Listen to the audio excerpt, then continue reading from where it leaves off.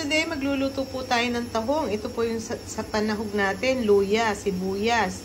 Meron po tayong celery, parsley, at ito pong ating tahong ay nilinisan ko na. Ayan. Binabad ko na sa tubig para mawala yung konting alat niya.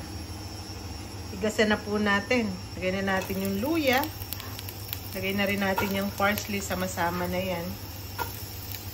Sibuyas. Huli nating ilalagay yung ating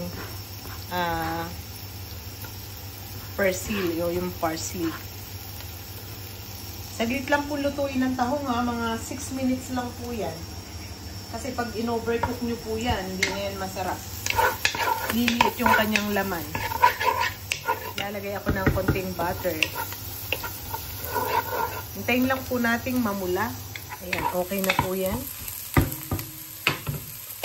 Lagyan na natin yung tahong. Mga 6 minutes lang.